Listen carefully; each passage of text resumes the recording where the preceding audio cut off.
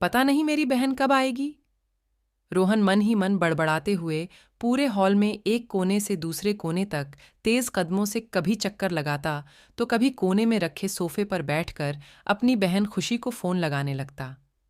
तभी रोहन की माँ रचना ने कहा, तू इतना क्यों बावला हुए जा रहा है? बताया तो खुशी ने कि वो ट्रैफिक में फंस गई है, आती होगी। हाँ, आप बस उसका ही साथ दो।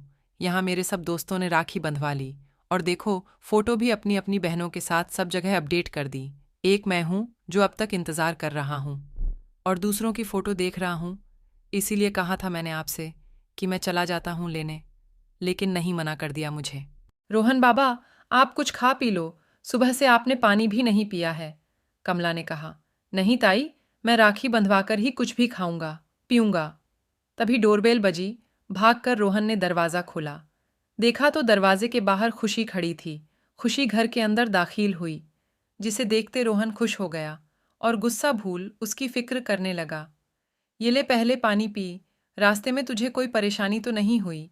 रोहन ने कमला के हाथ से गिलास का पानी लेकर खुशी को पकड़ाते हुए कहा। नहीं, मुझे तो कोई परेशानी नहीं हुई, लेकिन आपने अपना क्या हुलिया बना रखा है? पता है कैसे दिख रहे हो, पूरे बंदर के जैसे। हा हा हा। अच्छा, मैं बंदर की तरह दिख रहा हूँ? तुझे एक तो खुद लेट आई और ऊपर से मेरा मजाक उड़ा रही है। देखा माँ इसको। अरे, अब तुम दोनों लड़ना बंद करो। खुशी, तुझे तो पता है ना, इसकी आदत जब तक तुझे आज के दिन घर पर सुरक्षित देख ना ले, इसकी क्या हालत होती है। उस पर से तुझे आज पहली बार अकेले घर आना था, कब से बोल बोल कर मेरा दिमाग खराब कर रखा है। भैया, ये क्या बोल रही है माँ? भैया, अब मैं बड़ी हो गई हूँ, आपकी बहन अब एमबीए कर रही है, कोई छोटी बच्ची नहीं। आप इतनी फिक्र मत किया करो। हाँ हाँ, मुझे पता है, तू बूढ़ी हो गई है। अब पहले पानी भी पी ले, इतनी दूर से आई है, वरना पता चला चक्कर खा के कहीं गिर गई तो। रोहन ने चिढ़ाते हुए कहा। देखो ना भैया, मुझे बूढ़ी कह रहे हैं। हे भगवान, मैं तो पागल हो जाऊंगी तुम दोनों के झगड़े सुन सुन के। मैं तो जा रही हूँ, जो करना है अब तुम दोनों करते रहे। अच्छा चलो, पानी मैं बाद में पीऊंगी, चलो पहले राखी बांधती हूँ। दोनों भाई बहनों का प्यार देखकर कमला और रचना का मन अतीत के गलियारों में चला गया।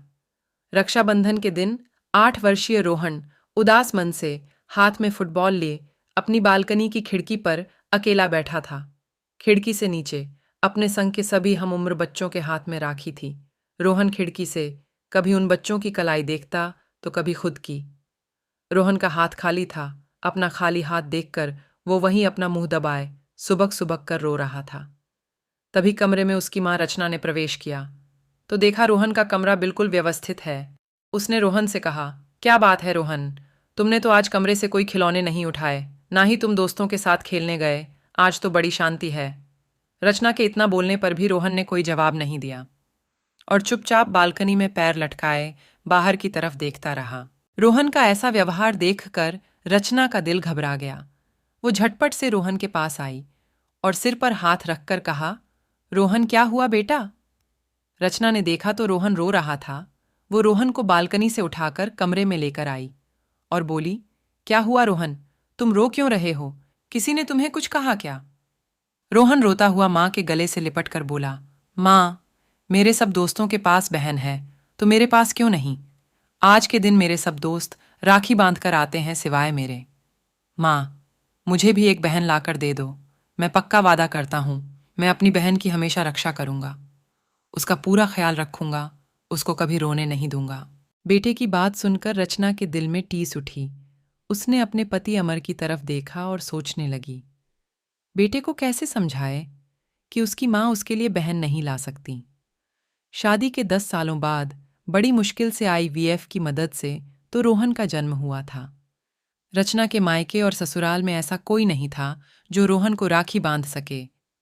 तभी अमर ने रोहन को बहलाते हुए कहा, रोहन बेटा, मेरे हाथों में भी तो राखी नहीं बंधी, क्योंकि आपकी तरह मेरे पास कोई बहन नहीं। जरूरी नहीं कि सबके पास सब कुछ हो। पापा की बात को अनसुना कर रोहन ने रोते हुए जिद करने लगा और कहा, लेकिन मुझे बहन चाहिए।